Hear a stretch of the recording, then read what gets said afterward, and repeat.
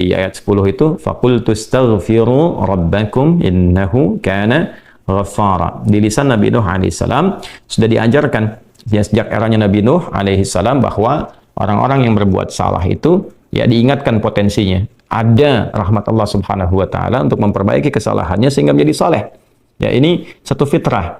Jadi di setiap era itu selalu percikan rahmat Allah itu diberikan kepada setiap hamba yang melalui utusan-utusan Allah.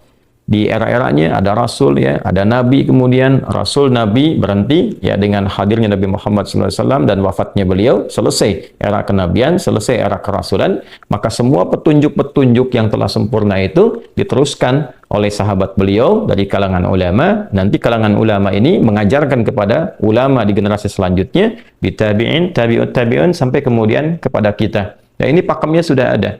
Jadi dalam diri kita ini boleh jadi setiap manusia itu kan tidak ada yang suci ya, kecuali para nabi dan rasul yang memiliki sifat maksum, dijaga dari kesalahan.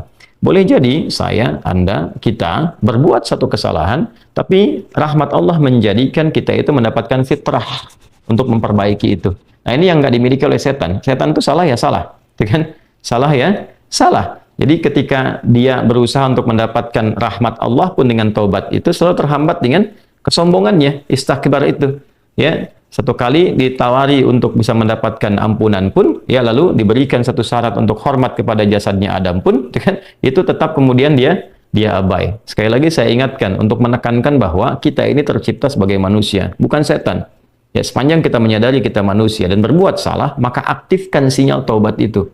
Ya, sejak di era sebelumnya, bahkan di era Nabi Adam alaihissalam turun ke muka bumi, kemudian juga berkeluarga, ya risalah-risalah tentang taubat itu selalu kemudian disampaikan. Nah, di era Nabi Nuh alaihissalam, Rasul pertama. Jadi kalau Adam itu Nabi yang pertama, Nuh alaihissalam Rasul yang pertama. Umatnya salah. Maka dengan kasih Allah Subhanahu wa taala diturunkanlah kemudian pengingat. Ya, lewat fitrah kemanusiaan ini. Lewat Nabi Nuh alaihissalam disampaikan, faqultu astaghfiru rabbakum innahu kana ghaffara. Ya, maka aku tegaskan kepada kalian, istaghfiru rabbakum, cepat istighfar, cepat balik lagi. Ambil kalimat-kalimat ampunan, ambil kalimat-kalimat tobat ya dari Allah Subhanahu wa taala, menggunakan Rabb tuh yang telah menciptamu, merawatmu, menyayangimu, mengingatkan. Jadi Rabb itu ada nilai-nilai rububiyah di dalamnya. Ya, ada sifat-sifat rububiyah. Ya, bukan sekedar mencipta, tapi juga merawat, memberikan perhatian, memberikan kebutuhan. Kalau dalam bahasa bebasnya Allah seakan ingin mengatakan, hei, aku kan yang cipta engkau, ya kan? Engkau berbuat salah, aku berikan kesempatan untuk saleh. Aku kirimkan di kalimat taubat, aku berikan kesempatan untuk memperbaiki diri. Kenapa engkau nggak ambil, ya kan? Ya, indah sekali gitu. Ya, aku ciptakan engkau salah, aku berikan jalan saleh. Kenapa ketika aku berikan jembatan untuk memperbaiki diri, engkau tidak ambil? Maka lewat Nabi Nuh alaihissalam, sejak di era kerasulan pertama itu diingatkan. Sampai nanti puncaknya di era Nabi Muhammad sallallahu alaihi wasallam. Faqultu astaghfiru rabbakum innahu kana ghaffara. Kata Nabi Nuh alaihissalam, aku tegaskan, innahu kana ghaffara. Sungguh Allah Subhanahu wa taala itu telah menetapkan pada dirinya bahwa Ia Maha mengampuni seluruh dosa-dosa. Jadi ada ghafir, ya, ada ghaffar, ada ghafur, dan nanti dilekatkan dengan rahim pada puncaknya. Ya. Misalnya di surat Ghafir, di ayat yang ketiga, Ghafirid dzambi wa qabilit taubi. Itu menggunakan kata Ghafir. Lalu kalau kita jadikan superlatif, ya, dinaikkan lagi tingkatnya menjadi lebih banyak, terus mengampuni dosa, mengampuni lagi, itu dirubah kalimat dari Ghafir menjadi Ghaffar. Kalau tanpa batas diberikan kemudian sifat yang ketiga yaitu Ghafur. Ya, kalau hamba menyimpulkan apakah memang masih diterima, maka Allah turunkan puncaknya berupa sifat rahmatnya, Rahim. Qul ya ibadiyalladzina asrafu ala anfusihim la taqnatu min rahmatillah. Innallaha yaghfiru dzunuba jami'a. Quran surah ke-39 ayat 53. Balik ke sini. Ya, jadi ini gambaran yang pertama. Sejak di era kenabian turun yang Al-A'raf ayat 23 itu Rabbana zalamna anfusana, kan Nabi Adam alaihissalam mendapatkan kalimat itu. Lalu di era Nabi Nuh alaihissalam sebagai rasul pertama diingatkan juga dengan potensi sifat-sifat kebaikan ini yang menjadikan manusia tertuntun untuk senantiasa berbuat baik. Lalu apa sifat rahmatnya? Ya, kalau kita kembalikan ke konstruksi Al-Baqarah ayat 37, tadi kan saya katakan di awal ya, Allah menegaskan seorang yang taubat ingin merubah dirinya dari salah menjadi saleh, bukan sekedar dituntun oleh Allah, tapi juga dipercikan kasih sayang Allah kepadanya. Rahmat Allah diberikan. Ya, kembali ke Quran surah kedua ayat 37 itu, fatalaqqa Adamu min rabbih kalimatin fataba alaihi innahu huwat tawwabur rahim. Jadi bukan tawwab saja, tapi rahim juga. Bukan sekedar Allah terima taubatnya, tapi kasih sayang Allah pun diberikan kepadanya. Nah, apa di antara jenis kasih sayang yang Allah berikan kepada seorang hamba yang mau taubat? Ya, maka diteruskan ayatnya sampai 12 di sini. Imam Al-Bukhari menyantumkan di sini sampai ayat 12, yursilis samaa 'alaikum midrara wa yumdidkum bi amwalin wa banina wa yaj'al lakum jannatin wa yaj'al lakum anhara. Allahu akbar. Ya, justru di sini teman-teman sekalian, istighfar itu ya permohonan ampun kepada Allah Subhanahu wa taala, ya, permohonan rahmat Allah Subhanahu wa taala, kembali kepada Allah, mengoneksikan diri kita kepada yang Maha Baik. Itu di antara percikannya adalah mendapatkan lapangan kebaikan. Yursilis samaa 'alaikum bidrara. Ya, walaupun Anda mendapatkan kesulitan dalam berkehidupan, bahkan yang sifatnya luas ya secara sosial. Kalaupun tanahnya gersang, ya, kalaupun kemarau berkepanjangan, itu ternyata dengan satu daerah itu, satu desa itu, satu wilayah itu mengoneksikan diri mereka kepada Allah, beristighfar. Ini faedahnya istighfar. Dengan beristighfar kepada Allah, taubat dari maksiat, ternyata bisa mendatangkan rahmat bukan hanya untuk pribadinya, untuk satu wilayah. Ya, ini pelajaran dari Quran. Ya, Allah akan memberikan kesan begini, jangankan bagi setiap personalnya, setiap orangnya. Ya kan? Ada masalah sekampung pun, contohnya kekeringan misalnya, contohnya kemarau, lalu sekampung itu, ya, atau ada orang-orang soleh di situ yang membiasakan taubat kepada Allah, istighfar kepada Allah, mengoneksikan dirinya kepada Allah, ya kan? Itu luar biasa, percikan rahmat Allah. Ya, apa di antaranya? Yursilis sama ya 'alaikum midrara. Allah memerintahkan kepada langit itu untuk menurunkan hujan. Ya, dengan curah yang memberikan maslahat. Kemudian wa yumdidkum bi amwalin wa banina. Ya, lantas kemudian melapangkan kepada engkau urusan hartamu. Ya, bahkan memberkahi engkau dengan keturunan-keturunan yang baik. Jadi Masya Allah, ya, orang tua yang rajin istighfar, suami yang rajin istighfar, itu ternyata bukan sekedar menjadikan ia mendapatkan penerimaan taubat. Dia berhenti dari perbuatan maksiat, usaha-usaha yang tidak baik, dagang yang tidak benar, dengan perbuatan curang, ya, perbuatan menipu, perbuatan-perbuatan yang tidak elok, korupsi, jauhi potensi itu. Disogok dia hindari, diajak korupsi dia jauhi dan sebagainya. Lalu konsisten pada kebaikan dan dia isi dengan istighfar. Astaghfirullahaladzim, astaghfirullahaladzim, Rabbana zalamna anfusana wa illam taghfir lana wa tarhamna lanakunanna minal khasirin. Dia konsisten pada kebaikan itu, wa yumdidkum bi amwal. Allah akan lapangkan dia pada harta-harta yang lebih berkah. Allahu akbar. Ya. Jadi diberikan kelapangan dulu pada dirinya, kemudian diberkahi hartanya, jadi berapapun yang dia dapatkan, Allah berikan berkah padanya. Sehingga dia merasakan kebahagiaan dengan harta itu. Karena ada orang yang merasa seperti kelihatan banyak, tapi tidak menikmatinya. Ya, baik itu boros, baik itu merasa kayaknya banyak tapi nggak kepake. Ya, barang-barang habis beli ini lagi, tapi memuaskan nafsunya saja. Ya, temannya ngajak begini, dia harus terpaksa beli, kadang-kadang ngutang, atau mungkin dia dapatkan sesuatu tapi jalan-jalan yang haram, jalan yang salah. Dia tidak menikmatinya, dan ini yang paling bahaya. Ya, ini yang paling bahaya. Lawan lapang kan sempit. Jadi hartanya kayak banyak, tapi menyempitkan kehidupan rumah tangganya. Ya, hubungan suami istri jadi nggak enak, dengan anak jadi nggak nyaman. Itu ciri keberkahan biasanya. Ya, ciri keberkahan yang tidak didapatkan. Jadi kalau berkah itu dapat, walaupun terlihat kuantitasnya nggak sama dengan orang, dia 100 juta, ini 1 juta, tapi kenikmatannya luar biasa. Ya, di rumah ada kebahagiaan, hubungan menjadi nyaman, apa yang ditata itu bermanfaat, yang dimakan menjadi daging, dari daging itu terkonstruksi menjadi pengetahuan, jadi macam-macam, jadi energi, ya energinya dipakai pada kebaikan. Sebaliknya yang terlihat seperti banyak, kayaknya banyak nih, ya, tapi tidak memberikan kebahagiaan. Di rumah nggak bahagia, tidak memberikan dampak energi positif, ke ibadah jadi malas. Ya, itu ciri pertama kalau harta kurang berkah itu, apalagi tidak berkah, itu pasti menurun kesolehannya, meningkat kesalahannya. Pasti itu. Ya, jadi mulai menurun nih, sholat mulai menurun, baca Quran mulai menurun. Nah, kesalahan mulai meningkat. Makan mulai salah, minum mulai salah. Yang tadinya minum yang baik-baik, sekarang minum yang tidak baik dan sebagainya. Nanti kalau sudah begini, pasti hubungan di rumah tangganya pun nggak akan jadi baik gitu. Ya, dan itu akan terbawa dalam kesempitan.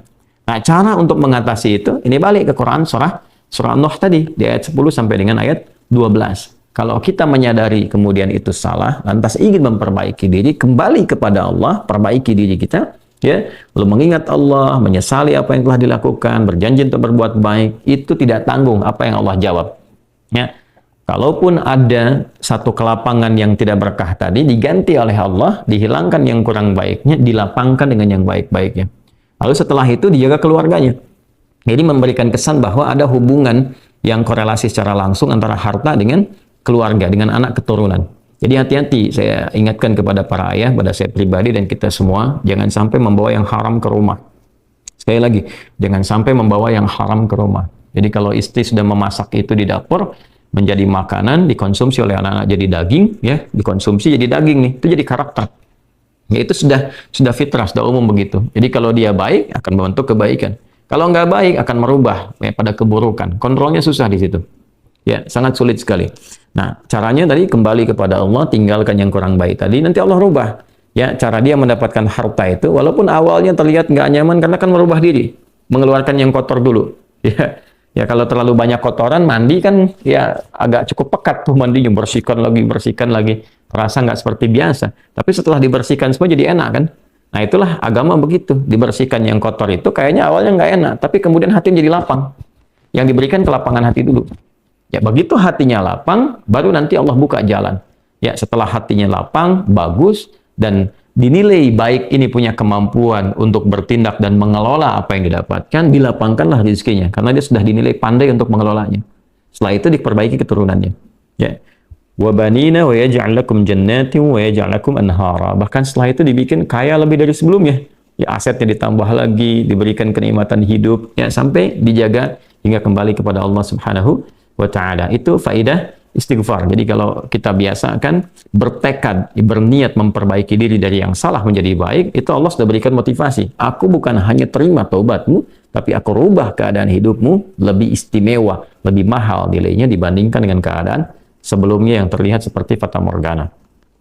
Kemudian dikuatkan dengan Quran surah ketiga Ali Imran ayat 135 ya. Di sini disampaikan Allah Subhanahu wa taala berfirman, a'udzubillahi minasyaitonir rajim. Bismillahirrahmanirrahim. Walladzina idza fa'alu fahishatan aw zalamu anfusahum ini dzakarullaha fastaghfaru lidzunubihim wa may yaghfiru dzunuba illa Allah wa lam yusirru ala ma fa'alu wa hum ya'lamun. Di highlight di sini di firman Allah Subhanahu wa taala, dzakarullaha fastaghfaru lidzunubihim.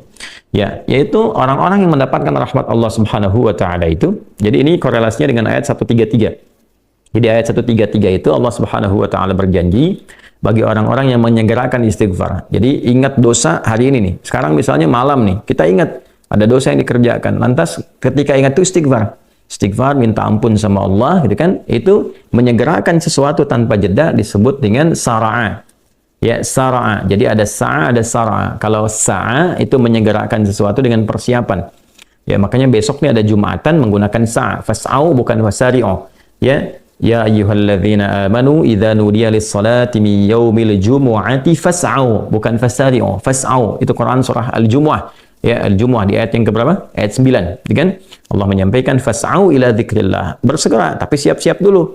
Mandi dulu, pakai wangian dulu dan seterusnya. Tapi kalau dia bersegera cepat, nyaris tanpa jeda, itu menggunakan sarah. Sehingga guru-guru mengatakan bisurah, cepat, nggak usah banyak jedanya, ya kan?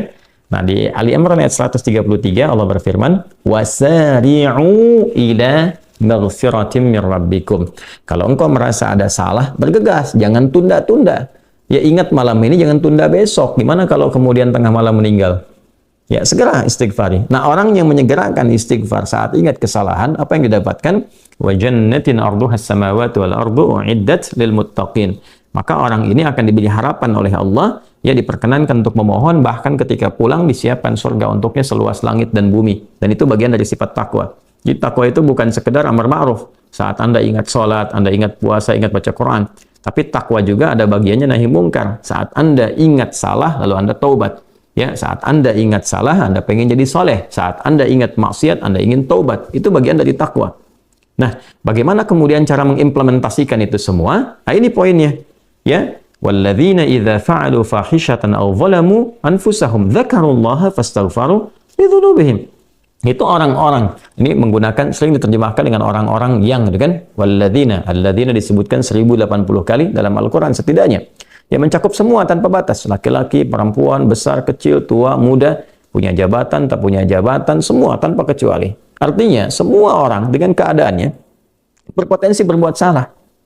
Ya, kecuali tadi Nabi dan Rasul yang punya sifat maksum. Ya, Allah jaga dari kesalahan. Kita yang bukan Nabi, bukan Rasul, itu berpotensi salah.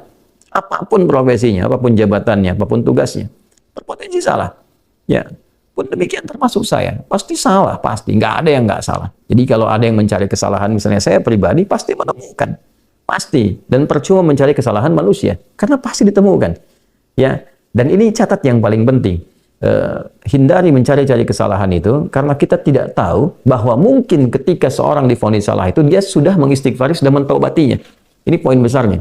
Hati-hati gitu ya, hati-hati. Karena itu Nabi selalu menganjurkan mencari kebaikan orang, menyebutkan, meneladaninya, alih-alih mencari kesalahan seseorang. Ya kenapa? Karena pasti ditemukan. Tapi yang tidak pasti itu, kita nggak bisa memastikan orang itu sudah taubat atau belum. Yang paling bahaya adalah mencela orang, mencari kesalahan orang, mencaci orang yang sudah dia taubat dan taubatnya diterima orang, diterima Allah Subhanahu wa taala. Hati-hati ya, mencari kesalahan orang, mencela orang, ya kan? Yang dia sudah mentaubati kesalahannya dan taubatnya diterima oleh Allah Subhanahu wa taala. Allahu akbar. Itu azim, itu hati-hati ya. Ya, sesuatu yang besar sekali dosanya di sisi Allah Subhanahu wa taala. Nah, ini kembali ke sini, ketika seseorang dia sadar berbuat salah, dia salah. Alladzina, semua orang potensi salah. Ya, idza fa'alu fahisyah, ketika dia berbuat fahisyah. Ya, fahisyah itu pernah saya sampaikan ya, turunannya nanti fahsya namanya. Jadi sifat kesalahan yang muncul dari syahwat.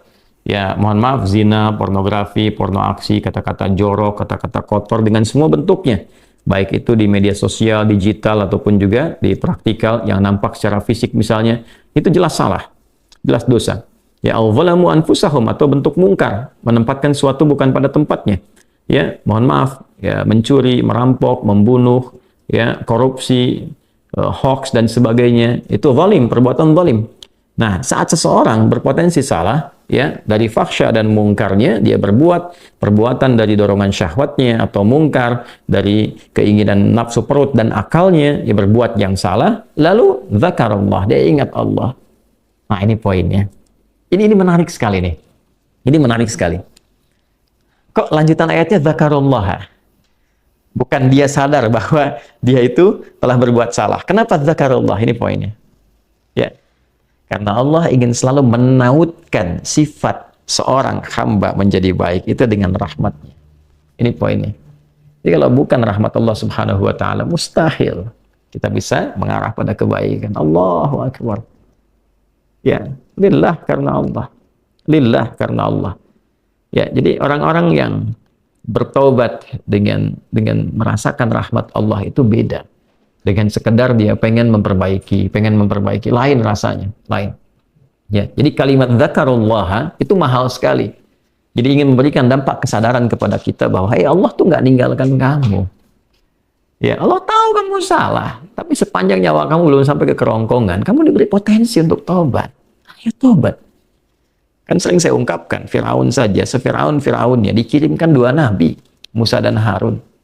Ya, sebagai keadilan Allah, kasih Allah dan adilnya untuk memberikan hidayah.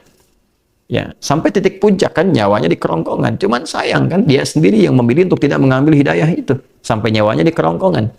Sampai tenggelam itu. Nah, itu sudah disampaikan informasinya, kisahnya, jejak sejarahnya sampai sekarang diabadikan supaya seluruh anak cucu Adam itu sadar jangan berbuat yang seperti itu. Ya, sekali lagi hanya setan yang tidak kenal taubat. Zakarullah, dia ingat Allah. Nah, sekarang tinggal kita mempelajari ketika ingat Allah itu apa yang harus dihadirkan. Tadi poinnya.